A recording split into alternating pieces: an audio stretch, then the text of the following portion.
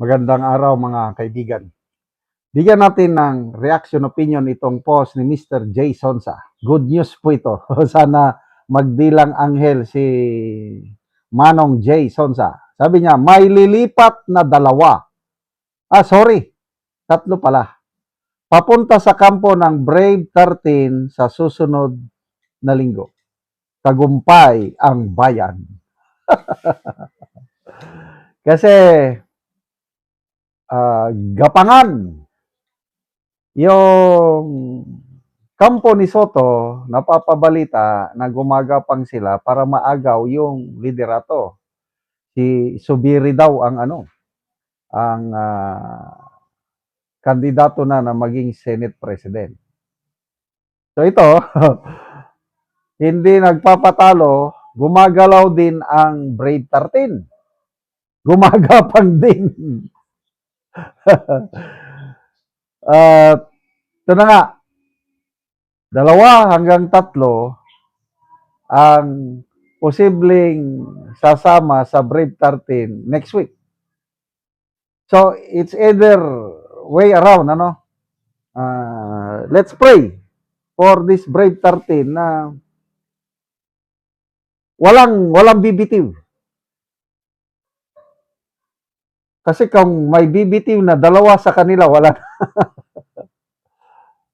Yung siyam na minority ni Soto ngayon, sa tingin ko, madali nilang makuha yung 2 independent.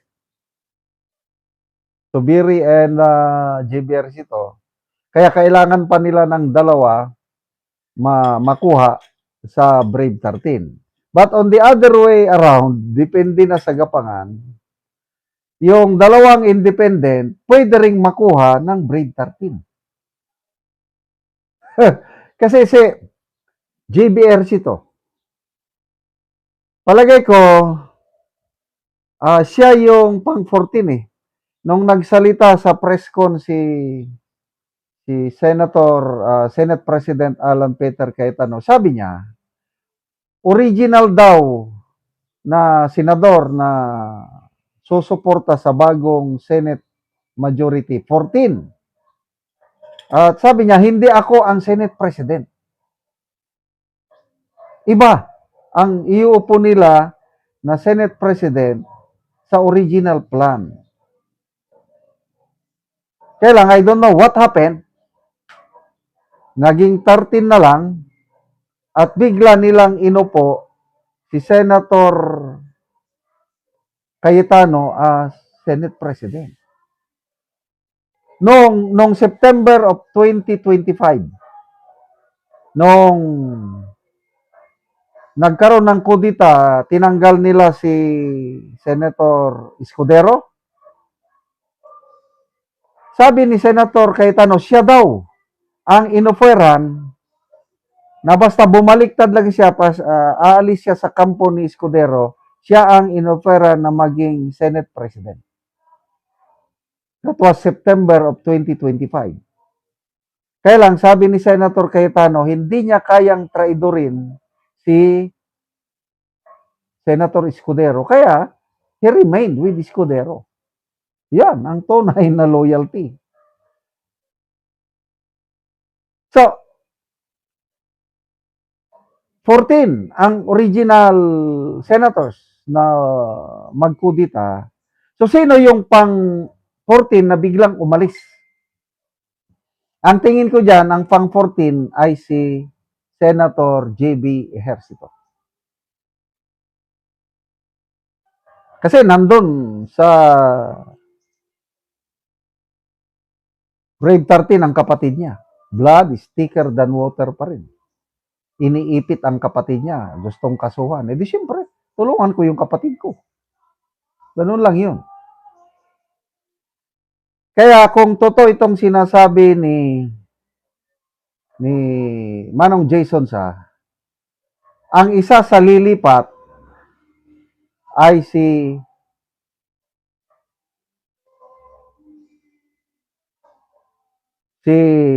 JBR Sito. Okay. So, sino pa yung pangalawa o pangatlo?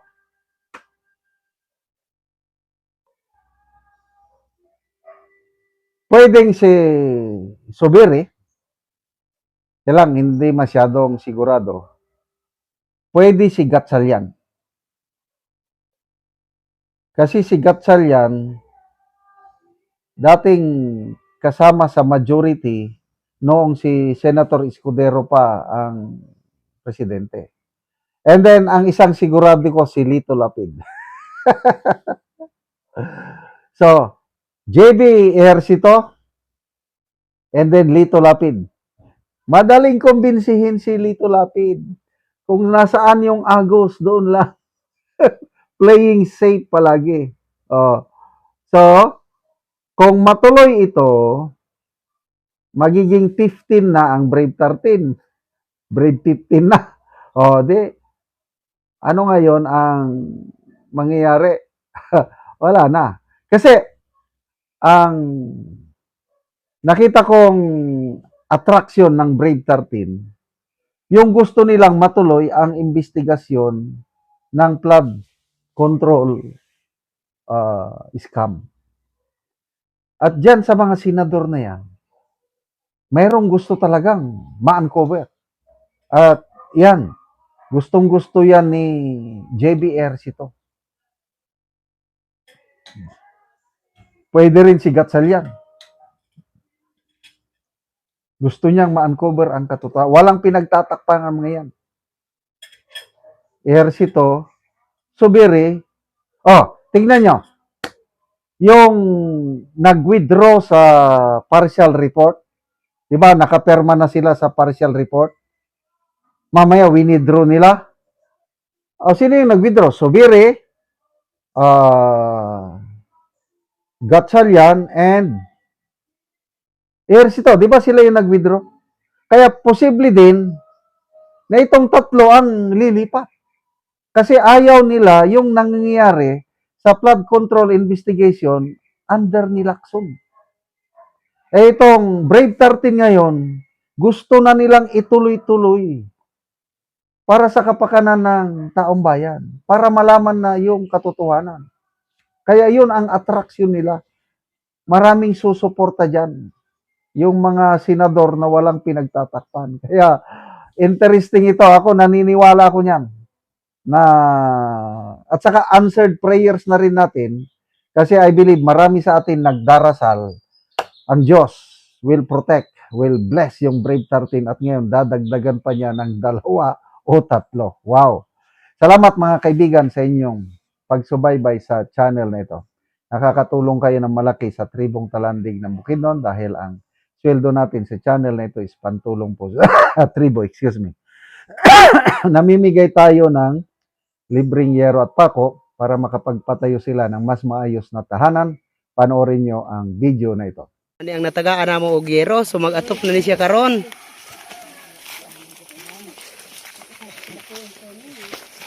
So muna ni ang iyang gipatindog nga balay.